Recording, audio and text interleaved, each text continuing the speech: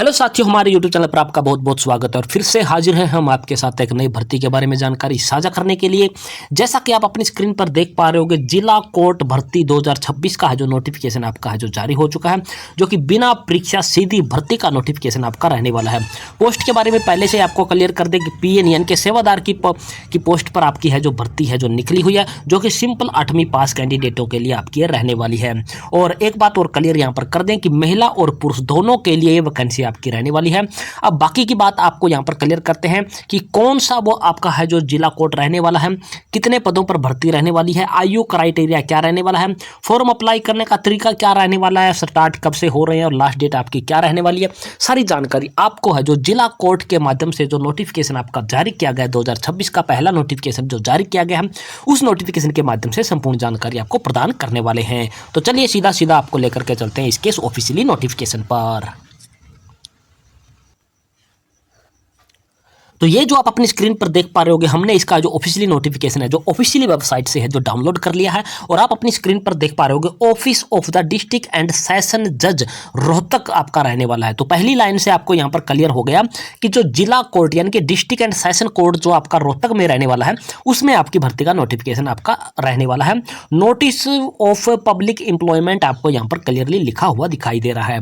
अब बात कर लेते हैं कि पोस्ट के बारे में हमने पहले से बता दिया था कि आपकी पोस्ट है जो PN या फिर एडिशनल PN की पोस्ट आपकी है जो रहने वाली है। अब आपको बात कर लेते हैं कि वैकेंसीज आपकी कितनी रहने वाली है। टोटल नंबर ऑफ वैकेंसीज आपको यहां पर क्लियरली लिखा हुआ दिखाई देने वाला है कि 10 पोस्टों पर आपका नोटिफिकेशन है जो जारी किया गया है। अब बात कर लेते हैं कि आपको है जो इस भर्ती में कितना है जो पर मंथ इसमें मिलने वाला है।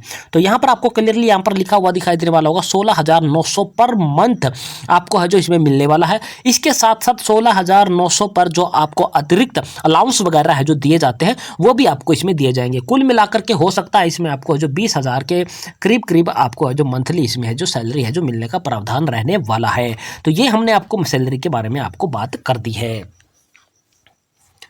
अब इसके बाद आगे बात कर लेते हैं कि आपकी है जो पोस्टें हैं जो किस कैटेगरी की कितनी आपको यहाँ पर रहने वाली है। वो आपको यहाँ पर दिखाई देने वाला होगा PN additional PN Adobe basis आपकी ये भर्ती रहने वाली है। अडोब बेसिस का मतलब है कि आपकी रेगुलर वैकेंसी ये आपकी नहीं रहने वाली है, लेकिन एज ए रेगुलर की ही तरह आपको वहाँ पर है जो काम करना होगा।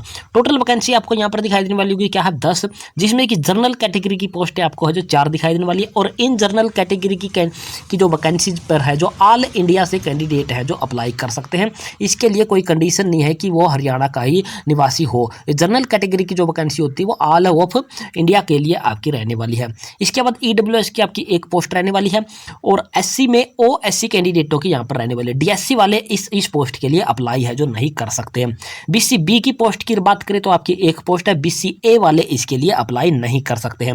PWD कैंडिडेटों की यहाँ पर आपकी है जो एक पोस्ट है। और इसके बाद एक्स सर्विसमैन कैंडिडेट जो रहने वाले होते हैं, उनमें SC में DSC और DSC में एक्स सर्विसमैन, यानी कि आपको क्लियर क्या हो रही है यहाँ पर, पहले तो वो SC कैंडिडेट होना चाहिए, SC के बाद वो DSC होना चाहिए, DSC में फिर वो है एक्स सर्विसमैन होना चाहिए। उसकी एक पोस्ट आपको यहाँ पर दिखाई दे रही है। इसी प्रकार से आपको यहाँ पर दिखाई देने वाला होगा BC होना चाहिए, BC में BCA होना चाहिए, और BCA में एक्स सर्विसमैन होना चाहिए। उसकी भी एक पोस्ट आपको यहाँ पर दिखाई दे रही है। यानी कि यहाँ पर DSC की कोई पोस्ट नहीं थी तो यहाँ पर एक्स सर्विसमैन में DSC की दे दी। BCA की पोस्ट नहीं थी तो BCA की है जो एक्स सर्विसमैन में यहाँ पर एक पोस्ट है जो यहाँ पर क्लियर कर दी है। अब इसके बाद आगे बात कर लेते हैं कि आपकी ये जो भर्ती है जो कितने दिनों के लिए आपकी रहने वाली है। तो यहाँ पर आपको लिखा होगा ए पीरियड ऑफ 6 मंथ, यानी कि 6 महीने के लिए आपको यहाँ पर है जो भर्ती की जाएगी। और यहाँ पर आगे आपको लिखा है और का मतलब या till regular appointment are made, यानी कि या तो आपको 6 महीने तक तो आपको रखा ही रखा जाएगा, इसमें तो कोई शक ही नहीं रहने वाला है। इसके अलावा जब तक कोई रेगुलर अपॉइंटमेंट वहाँ पर है जो डिस्ट्रिक्ट कोर्ट में नहीं हो जाती है PN की पोस्ट पर, तब तक भी आपको वहाँ पर है जो रखा जा सकता है। तो ये मत समझ लेना कि आपकी ये कॉन्ट्रैक्ट बेस की वैकेंसी है। कॉन्ट्रैक्ट बेस पे वैकेंसियों का भी आपका बहुत ही अपना फ़ायदा होता है। जान पहचान बढ़ जाती है, आपके काम जो छोटे मोटे होते हैं वो आसानी से होने लग जाते हैं। तो ये इसके फ़ायदे हैं जो होते हैं। और जो आपकी बेरोजगारी है जो वो इससे है जो आपके कुछ ना कुछ अमाउंट है जो आ जाती है, तो घर में इसमें से बहुत बड़ा फ़ायदा हो जाता है।